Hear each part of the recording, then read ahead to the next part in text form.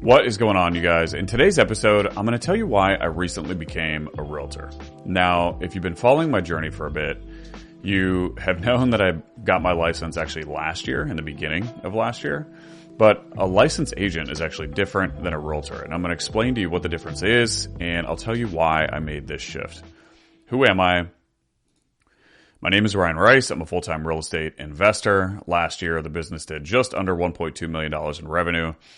And I share as much as I can to give you my lessons without you having to get those scars. And so first, what is the definition of a licensed agent? Well, a licensed agent means that I can legally get paid to sell real estate, and I can legally receive referral commissions from referring a customer who's eventually going to hire another agent to buy or sell their house. But a licensed agent doesn't have to become a member of the National Association of Realtors. And when you do become a member of the National Association of Realtors, which I will refer here on out to as the NAR, then you officially become a realtor when you're a member of that group. And so why did I choose to get licensed but not become a member of the NAR? Well, I got licensed because of this law that was passed last year in Virginia that said that you need to be licensed to wholesale real estate. And I wanted to be sure that I was abiding by the law. Wholesaling is something that I intended and I still intend to continue doing. And I just wanted to make sure that I was doing it right. I didn't see a huge issue in getting licensed, and so I just decided to do it. Well, why didn't I just become a realtor out of the gate when I got my license? When wholesaling, I thought that I may want to market the contract to my off-market properties in maybe a broader fashion. And this could be done through email marketing campaign, a big website, whatever method that I chose.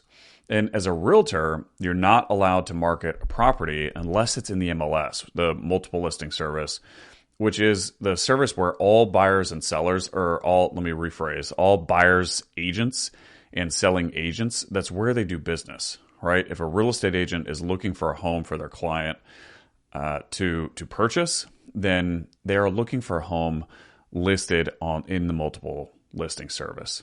And so to get access to the multiple listing service, you have to be a member of the National Association of Realtors. Now, they have this rule because they want to ensure that everyone has a fair shot, a fair opportunity to buy a house, right? If you're not marketing your property on the MLS, but you're marketing it elsewhere, and you're a realtor, for example, there's likely many people who wouldn't have seen that home, who may have wanted to buy it, right? Because the real estate agent didn't know to look in whatever little marketing campaign that you decided to put, right? That's why there's this big national marketing campaign, and there's one place where all the realtors go and look for houses. The NAR just wants to make sure that everyone has a fair shot. And again, if you were marketing your home somewhere else and not in the MLS, then people might not have a, quote, fair shot. And if you wanted to take that to the hypothetical extreme, over time, someone could essentially devise a marketing platform to only market homes to a very specific group of people, which means in the long run, like that would eventually just become illegal. Right, so I chose to hang my license at an off-market brokerage, which is just a brokerage that doesn't have access to the MLS. And again, I chose to do this so that I can market my contracts. Well, I built so many good relationships with so many great buyers over the past several years. What I found last year after I got my license is I didn't really need to send big marketing campaigns. I didn't need to send these big email chains or blast them in Facebook or whatever other marketing I wanted to do of the contract that I had. I already had significant amount of relationships with existing buyers that marketing them in some sort of big campaign, like selling my wholesale deal, it was not a constraint in my business. And in fact, last year, we increased our average wholesale deal size by 40%, right? So the lack of marketing a deal or finding a buyer who was going to pay top dollar wasn't adversely affecting my business. It wasn't affecting my average deal size. What was happening though, now that I had my license, I was able to list my own homes for sale, and I would just pay my broker a flat MLS fee to get access to the MLS. And I was able to do some creative deals where I listed homes for other sellers and I renovated their home and then I sold it. And the way that I got paid was through real estate commissions. Throughout the year, though, as I was listing my homes, as I was listing homes for other people, there were some downsides to not being a part of the NAR. Any time that I wanted to list, for example, I had to go through someone else, which again, in this case, was my broker. And if the broker or her team were busy, then I had to work around their timelines. And don't get me wrong, like the broker that I'm working with is amazing. Her team is great. I am still working with her. But I simply lacked full control of the entire process. There was also more paperwork involved, which just, in my opinion, detracted from an amazing client experience, which I want to make sure that I'm truly in service of the client. And so I was having to jump through all these hoops to get properties listed in the MLS. And the only reason I was having to jump through those hoops is because I wasn't part of NAR. I was a part of this off-market brokerage. And again, the only benefit of being in the off-market brokerage was the ability to market my off-market deals. And I wasn't using that benefit. And so my broker and I talked several times throughout the year. And at the beginning of this year, we talked again, and we both just agreed that it would simply make more sense if I switched and became part of NAR and became a realtor. And also, I acknowledged when I made this decision, it wasn't irreversible. And so if for some reason I wanted to return to the off-market brokerage, I can do that. But now I have my own MLS account. I have access to the MLS. I have full control over the list process if I decide that I want to list more homes for people. It's just going to be a little bit simpler. And for the record, I am not changing my business model at all. I am not trying to list more retail homes for sale. But I did this just because the only benefit that the off-market brokerage was serving me was not a benefit that I was using. And so it just didn't make sense to continue doing that. And for the record, too, I've talked about this plenty of times here on the podcast, but I don't see a downside in an investor getting their license. And if there was a downside, it's obvious I thought the upsides outweighed the downside because I got my license. But quite literally, I don't think that there is a downside. And I've talked to a lot of investors who say they don't want to get their license. It's extra work or having to abide by certain, quote, rules or whatever it is that they say. But in my opinion, all of the training I went through was well worth the time investment, and there hasn't been a change in the operation of my business. And based on what I've seen and learned about the rules about being a licensed agent, all of those rules are there to protect the consumer anyways, the buyer or the seller of a house. And I don't really see that as a bad thing, right?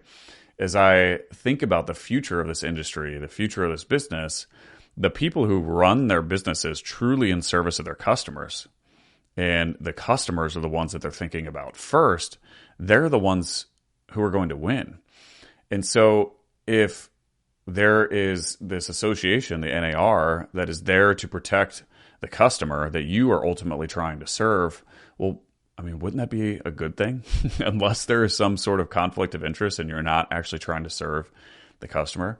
That's just how I see it.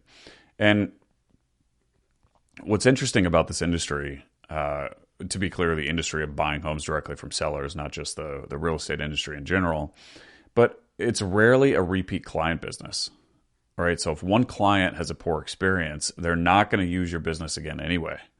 You don't have to rely on the delivery of your service to attract that same customer again, just because of the nature of how often someone sells their home. The average American sells their house 3 times in their lifetime, right? And within that statistic, according to the NAR, only 10% of all of the homes that are sold without a realtor. And NAR goes further to say 7% of that 10% are sold for sale by owner.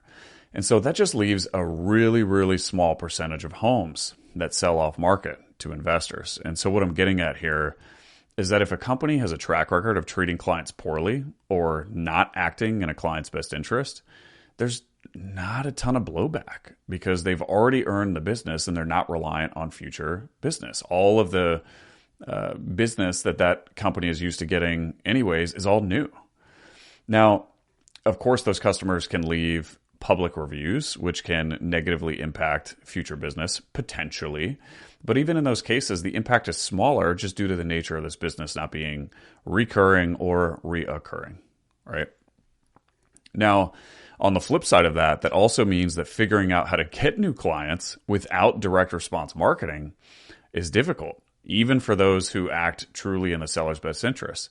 And what I mean, for example, the reason why Apple is able to print money is because they got you as a customer one time with an amazing product being their iPhone. And because the product is so amazing, you keep buying their iPhone. They don't have to pay to acquire you again. Well, in this business, it's common that every single customer that you acquire, you have to pay for.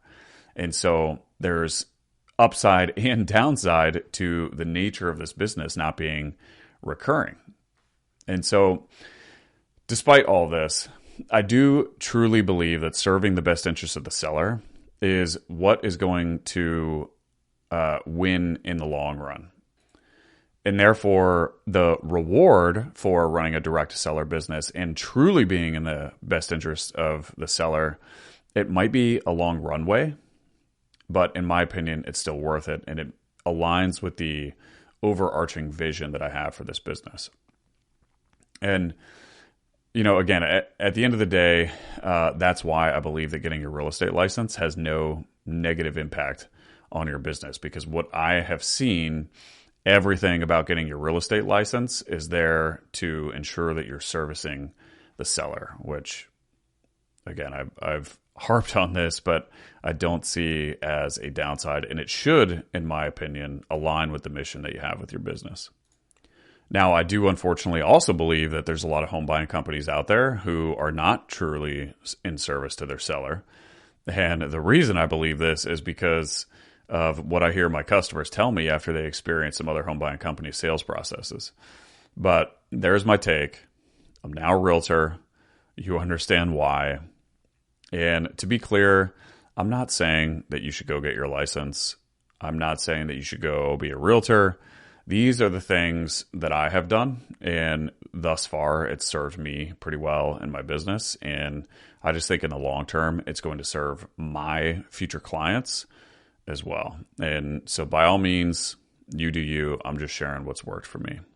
So that's it. You now know why I got my license. You now know why I shifted and am now a realtor. I hope that helped shed some light. And if it helps you make some future decisions in your business that are productive, then that's amazing. But I appreciate you guys, and I will see you guys in the next one. Bye.